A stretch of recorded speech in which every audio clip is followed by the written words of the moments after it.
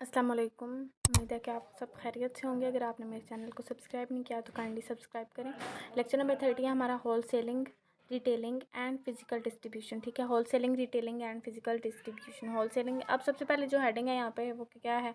Agents and brokers. Agents कौन से होते हैं? जो अपनी किसी भी कंपनी से ख़रीद कर किसी और कंपनी को या कंज्यूमर्स को बेचते हैं, वो हमारे पास एजेंट्स या ब्रोकर कहलाते हैं। ठीक है, और जो भी चीज़ें वो सेल कर रहे होते हैं वो उनको ऑन करते हैं। ठीक है, ये एमसीक्यूज़ के लिए इंपॉर्टेंट हो सकती है बात। होल सेलिंग क्या होती है? Wholesaler sell primarily to retailers. Wholesalers वो होते हैं जो सबसे पहले रिटेलर्स को बेचते हैं और दैन रिटेलर्स जो हैं वो जो एक्चुअल हमारे यूज़र्स होते हैं उनको बेच रहे होते हैं। Wholesaler provide a variety of services to customers who are buying products और रीसेल और बिजनेस यूज़। ठीक है, the types of wholesale intermediaries are wholesale intermediaries कौन सी होती हैं? मर्चेंट होल सेलर्स होते हैं। मर्चेंट होल सेलर्स जो ताजिर होते हैं, यानी जिनकी अब आगे independent whole sellers who takes legal possession of goods, जिनके पास लीगल पोजेशन होती है गुड्स की, produced by a variety of manufacturers.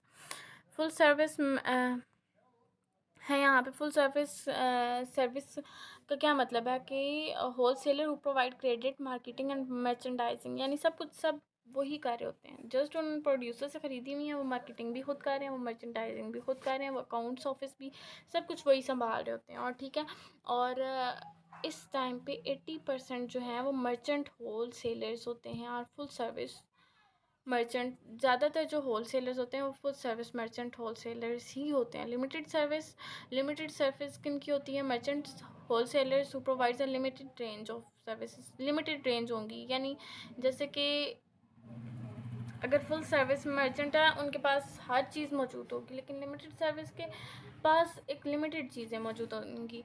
Drop शिपर वो होते हैं होल सेलर्स जो कस्टमर के ऑर्डर्स को लेते हैं और थोड़ी सी जो कस्टमर्स उनसे मांगे जस्ट वही शिपमेंट कर देते हैं। ठीक है, कस्टमर्स को उनके पास ज़्यादा स्टॉक नहीं होता। और रॉक जॉपर्स कौन से होते हैं? अ, जो जिनके पास जो है ना लिमिटेड फंक्शन होता है। Limited function merchant wholesaler who sets up displays in retail outlets, stock inventory and market prices और merchandise displayed in a certain area of store, मतलब कोई भी एरिया होगा। उसके बाद हमारे पास डिस्ट्रीब्यूशन स्ट्रैटेजीज कौन कौन सी हैं जी? हमारे पास इंटेंसिव डिस्ट्रीब्यूशन होती है। इंटेंसिव डिस्ट्रीब्यूशन क्या कहते हैं कि जब मार्केट जो होती है पूरी सैचुरेट हुई भी हो हमारे प्रोडक्ट्स के से, तो फिर क्या होगा? कंज्यूमर जो हैं वो पास से भी ख़रीद सकते हैं। ठीक है, यानी कि उनकी ज़रूरत है, उनकी नीड है हमारी प्रोडक्ट। ठीक है, तो वो हमारे पास हो जाएगी इंटेंसिव डिस्ट्रीब्यूशन के हमने करनी ही करनी है डिस्ट्रीब्यूशन आप। ठीक है, जैसे कि टॉफ़ीज़ हो जाती हैं, मैगज़ीन्स हो जाते हैं। एक्सक्लूसिव डिस्ट्रीब्यूशन यानी एक्सक्लूसिव ऑफर, यानी कुछ मुद्दत के लिए होती है, कुछ टाइम लिमिट, कुछ जोग्राफिक एरिया होता है। ठीक है, उसके हिसाब से भी हो सकती है।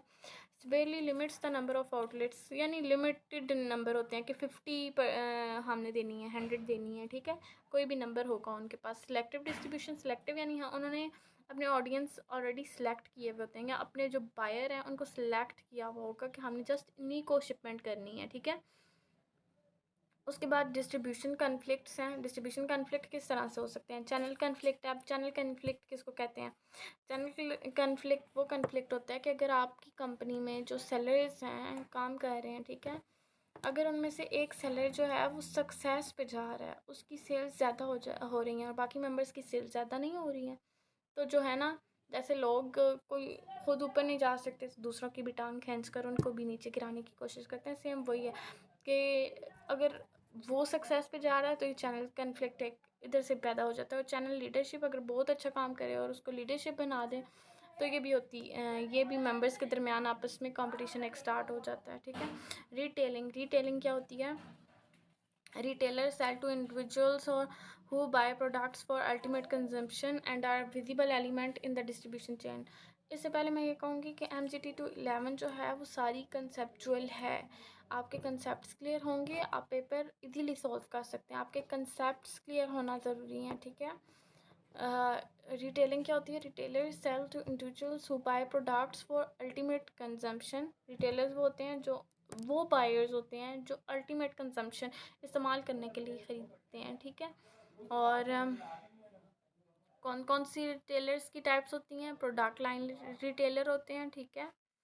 और दूसरे होते हैं बारगेन रिटेलर। एक प्रोडक्ट लाइन रिटेलर होते हैं, दूसरे बारगेन रिटेलर होते हैं। प्रोडक्ट लाइन रिटेलिंग में क्या आ जाती है? डिपार्टमेंट स्टोर, कोई भी स्टोर होगा, large product line retailer characterised by organisation into specialised department, ठीक है। सुपर मार्केट हो सकती है, हाइपर मार्केट हो सकती है। सुपर मार्केट से जो बड़ी मार्केट होती है ना, उसको हम कहते हैं हाइपर मार्केट। एक मार्केट होती है, एक सुपर मार्केट होती है, और उससे जो बड़ी मार्केट होती है उसको हम कहते हैं हाइपर मार्केट। और स्पेशलिटी स्टोर होते हैं।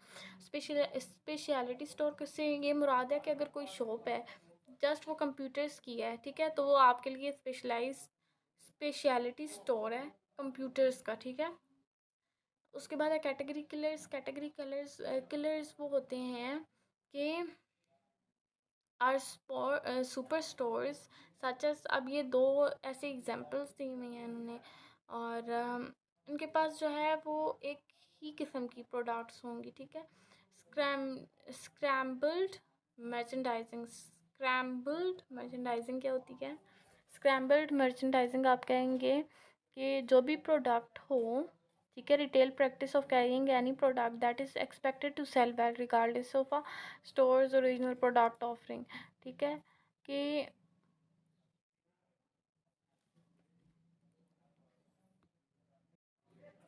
स्क्रैम्बल्ड जो है मर्चेंडाइजिंग, उसको कहेंगे कि ज़रूरी नहीं है कि जो आपके स्टोर में जो आपकी ओरिजिनल प्रोडक्ट है आप जस्ट वही सेल कर रहे हैं, आप उसमें कोई और भी प्रोडक्ट्स को ऐड कर सकते हैं जिनका बिकने के चांसेस ज़्यादा है, जिनके सेल होने के चांसेस ज़्यादा हैं, ठीक है। बार्गेन रिटेलिंग क्या होती है? बार्गेन रिटेलिंग जो होती है उसमें वाइड रेंज ऑफ प्रोडक्ट्स यानी डिफरेंट टाइप्स ऑफ प्रोडक्ट्स होंगी। तो डिस्काउंट हाउस होता है उसका।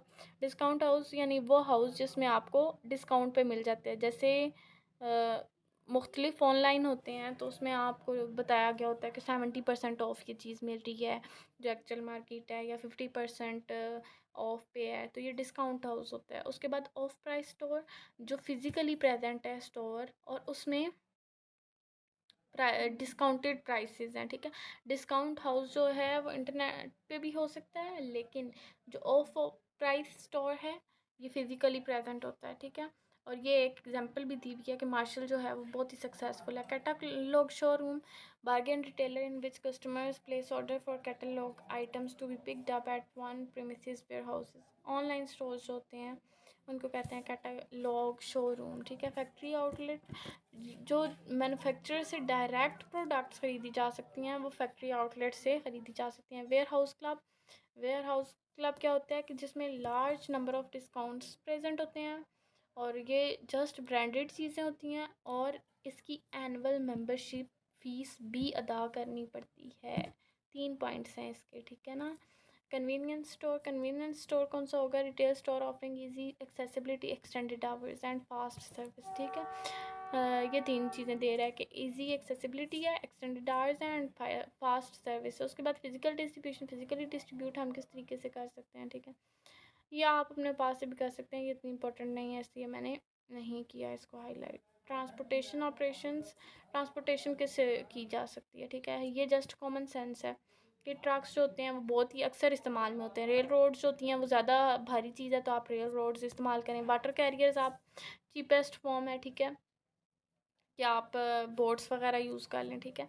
एयर ट्रांसपोर्ट से फास्टेस्ट मीन्स है, लेकिन एक्सपेंसिव भी है और अनरिलायबल है। और पाइपलाइंस जो है वो बहुत ही इकनॉमिकल है। Changes in transportation operations, intermodal transportation क्या होती है कि डिफरेंट मोड्स ऑफ ट्रांसपोर्टेशन आप यूज़ कर रहे हैं। आप रेल रोड्स भी यूज़ कर रहे हैं, आप हवाई जहाज़ भी इस्तेमाल कर रहे हैं, आप कार्स भी यूज़ कर रहे हैं, ठीक है। और उसके बाद है physical distribution and E customer satisfaction. Internet पे जो सेल होती है उसको कहते हैं ई कस्टमर सेटिस्फेक्शन, ठीक है। और उसके बाद ये फुलफिलमेंट लिखी हुई है कि हम कंज्यूमर को कैसे सेटिस्फाई करें, कि आया के प्रोडक्ट्स मिल भी रही हैं तो क्या नहीं मिल रही, तो कंज्यूमर्स जो होते हैं वो फीडबैक दे रहे होते हैं, ठीक है। Thank you so much and also subscribe my channel.